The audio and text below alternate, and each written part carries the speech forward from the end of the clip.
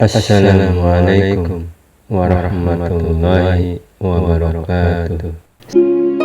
Bismillahirrahmanirrahim. Ikhwas sekalian, saudara-saudariku, salat tahajud seperti kami sampaikan di pertemuan lalu adalah salat yang sangat penting.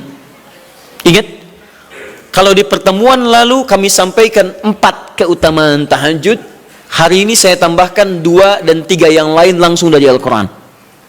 Ya, kemarin saya sampaikan 4 hal.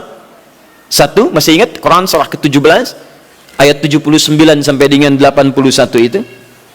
Orang yang rajin tahajud akan mendapatkan 4 keutamaan yang tidak didapatkan oleh orang-orang yang tidak tahajud, sekalipun sholat fardunya begitu khusyuk. Di antum sholat fardu khusyuk, bagus, tapi nggak tahajud, nggak dapat 4 keutamaan itu. Ini sudah saya bahas panjang lebar di pertemuan lalu, saya hanya sebutkan cepat saja. 1, Allah akan mengangkat karir, pekerjaan atau aktivitasnya di tempat yang terbaik.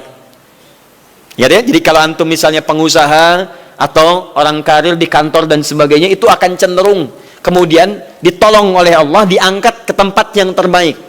Terbaik itu tidak harus puncak yang paling tinggi, direktur, tidak misalnya. Tapi tempat yang bisa membuat nyaman hidup Anda, sholat bisa nyaman, bergaul juga nyaman, dan tenang kehidupannya. Mungkin level Anda nggak sampai puncak ya direktur utama, mungkin direktur 1, 2 gitu ya. Tapi Anda dijauhkan dari hal-hal yang maksiat, dijauhkan. Sholatnya enak, punya ruangan nyaman dan sebagainya. 2, Allah akan bimbing setiap ahli tahajud. Allah akan bimbing sehingga menjalani awal pekerjaannya dengan begitu mudah. Wa rabbi adkhilni mudkhala sidqin. Ya Allah, tolong bimbing saya supaya mengawali pekerjaan dengan cara yang benar. 3, hati-hati, Anda memang posisi tinggi, sekarang dapat proyek, apakah setiap yang dapat proyek menjalani pekerjaannya dengan benar? Belum tentu. Jangan tinggi-tinggi lah. Maaf ya, apakah orang tua yang sekarang menyekolahkan anaknya ke tempat belajar menjalani awalnya dengan benar? Hati-hati ya Bu ya, Pak. Bapak Ibu menyekolahkan anak dengan awal yang salah, maka memberikan jalan keburukan ketika dia belajar. Saya katakan, jangan pernah Anda masukkan anak Anda ke sekolah dengan menyogok. Bayar sekian supaya masuk, menyalahi aturan. Kalau awalnya sudah salah, bagaimana anak Anda bisa belajar dengan benar? Mustahil mendapatkan sesuatu yang tidak baik. Yang baik itu mustahil didapatkan. 3, wa akhrijni mukhrajas sidqin. Allah berikan jalan keluar terbaik dari persoalan yang dirasakan. Di ahli tahajud itu setiap punya masalah, bukan nggak dapat masalah ya, bukan tidak bermasalah hidupnya. Dia mendapat ujian juga. Cuman sebelum diuji, diringankan masalahnya. Sehingga seakan-akan nggak punya masalah. Padahal sama dengan yang lain, cuma saat akan dia lalui, Allah ringankan persoalannya sehingga mudah dilalui. Dan yang keempat ini yang hebat. Ya, waj'alni min ladunka sultanan nasira. Allah akan tolong langsung orang ini ketika ada lingkungan sekitar yang akan menyakiti atau menjahilinya. Kalau diisengi orang, diganggu orang dan sebagainya, ini orang-orang seperti ini langsung mendapatkan perlindungan dari Allah Subhanahu wa taala. Nah, maka teman-teman sekalian, dari 4 ini kemudian Nabi menguatkan tentang itu sampai muncul ayat-ayat khusus dari Al-Quran untuk memberikan jaminan-jaminan. Ini tambahannya. Yang kelima, ini yang belum saya sampaikan pertemuan lalu. Kelima, salat tahajud itu adalah kebiasaan ahli surga saat di dunia. Jadi kalau Anda ingin melihat ahli surga yang hadir di dunia, salah satunya lihat kebiasaan salat malamnya. Bukan nonton bola. Dan tidak dikalahkan oleh bola. Dia nggak peduli mau Kroasia menang 2-1 lawan Inggris, dia nggak peduli. Ya, mau Prancis menang 1-0 lawan Belgia, dia nggak peduli. Pokoknya terserah, yang penting juaranya Prancis misalnya gitu kan. Tidak. Dia nggak peduli, mau siapapun nggak ada masalah. Dan tidak dikalahkan. Jadi kalau Anda ingin melihat kebiasaan ahli surga saat di dunia, lihat kebiasaan malamnya. Kalau dia bangun dan mengalahkan semua kebiasaan malam ahli dunia, maka itulah ahli surga. Salah satu kebiasaannya. Ya, kalau nanti turunan dari tahajud yang muncul, nanti saya terangkan. Yang berhasil tahajud, ciri-cirinya begini. Jadi jangan dilihat setiap yang malam sholat, itu disebut ahli tahajud. Belum tentu, ada ciri-cirinya.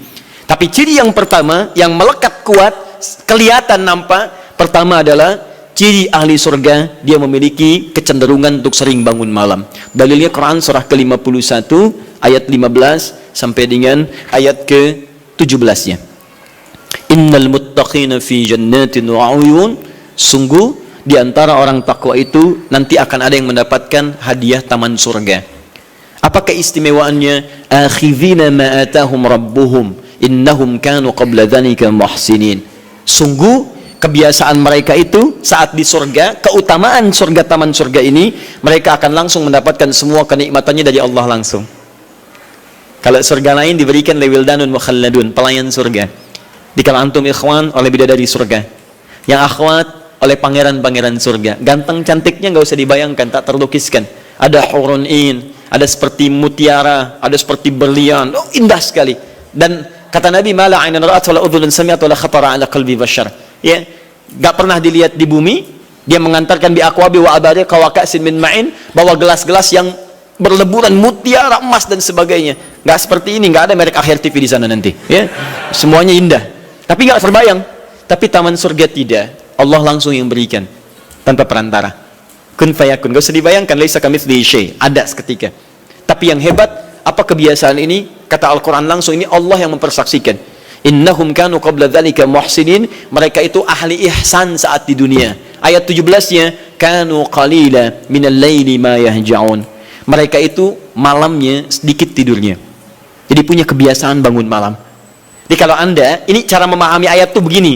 Cara memahami ayat seperti ini, jangan mencari orang lain. Anda sendiri yang menjadi bagian dari ayat itu. Jadi itu diinformasikan pada kita sebagai tawaran. Kita mau nggak berniaga dengan ayat itu? Mau nggak menjadi bagian dari ahli surga itu? Jadi jangan sibuk mencari kebiasaan orang. Kenapa Anda tidak membiasakan diri jadi bagiannya? Ya. Jadi coba cek dari keluarga. Ada nggak sudah jadi bagian dari ahli surga di keluarga Anda? Sekarang pulang ke rumah, coba lihat dari sekian orang yang ada di rumah berapa yang bangun? Mula-mula cuma 2 orang, menikah suami istri belum bangun. Allah kirimkan anak belum bangun. Sudah ada cucu belum bangun. 10 orang di rumah nggak ada yang bangun. Masa satu pun nggak ada yang jadi ahli surga? Hai, coba. Makanya karena saking tingginya ayat ini, Nabi sampai membangunkan istrinya, membangunkan menantunya, membangunkan anaknya Fatimah Az-Zahra, menantunya Ali bin Abi Thalib. Dibangunkan oleh beliau, ayo bangun, bangun, bangun. Saking inginnya keluarga Nabi terpancar cahaya surga sejak mulai di dunianya. Tonton pulang ke rumah ya, coba lihat tuh anak-anak yang di pesantren kalau pulang dan sebagainya, malam bangun nggak dia? Coba biasakan, bangun, bangun, bangun, dan Anda akan rasakan hal yang sangat berbeda. 2, tadi tambah 1 ya, berarti 5. Sekarang yang ke-6, orang-orang yang rajin bangun malam itu orang-orang yang mendapatkan pujian langsung dari Allah Subhanahu wa ta'ala. Jadi kalau Anda ingin melihat orang yang dipuji Allah, itu lihat orang yang sering bangun malam, tahajud. Di antara dalilnya, Quran surah ke-32 ayat ke-16. Tatajafa junubuhum 'anil madaji' yad'una rabbahum khawfan wa tam'a wa mimma razaqnahum yunfiqun. Setelah kita sujud itu, ayat sajudah, Allah terangkan. Itu indah sekali kaitannya. Nih, di antara orang sujud ini ada yang lebih hebat lagi. Kalau Anda sholat subuh baca misalnya ayat sajadah, sujud, Allah terangkan di antara sifat orang yang rajin sujud ini adalah orang-orang yang rajin tahajud. Tatajafa junubuhum 'anil madaji'. Mereka sering menghindari tempat tidur di malam harinya. Maksudnya apa? Rajin tahajudnya. Ada orang-orang yang dipuji oleh Allah Subhanahu wa ta'ala karena kebiasaan malamnya dia menghindarkan diri dari tempat tidur. Maksudnya bukan nggak tidur, rajin bangun malamnya. Rajin bangun malam. Bapak Ibu kurang apa lagi ya?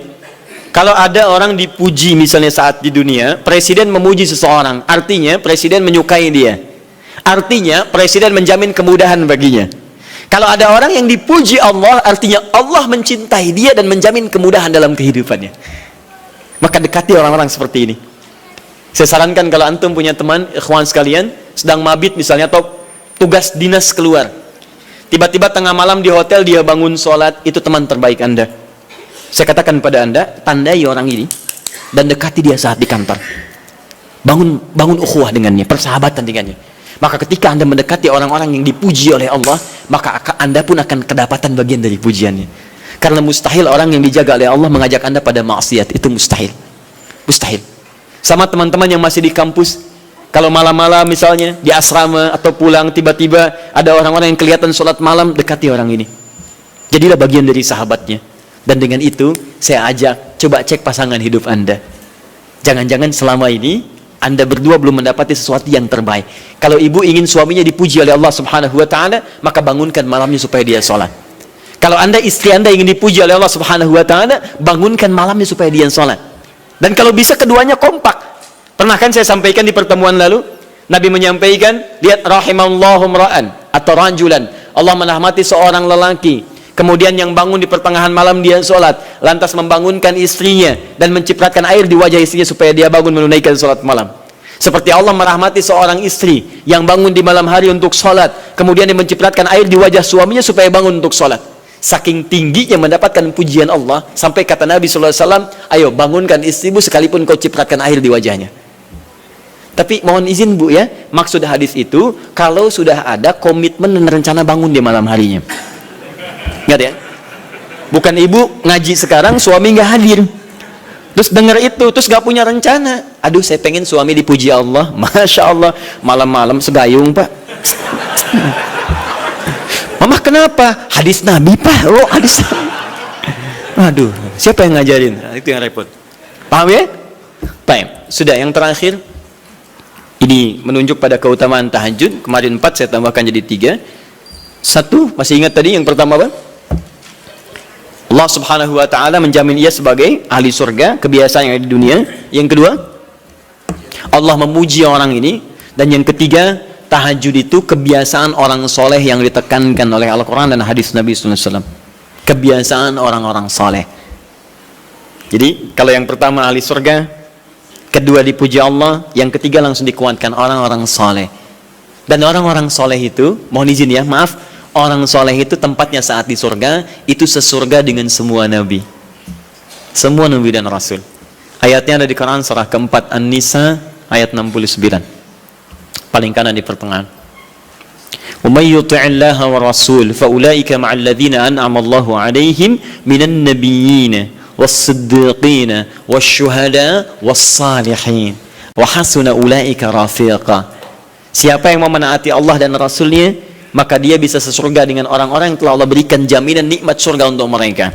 Di antara mereka para nabi, awas, para syuhada, siddiqin, orang-orang jujur, wassalihin, orang-orang soleh. Ini syahidnya di ayat ini bahwa orang-orang soleh akan sesurga bersama semua nabi.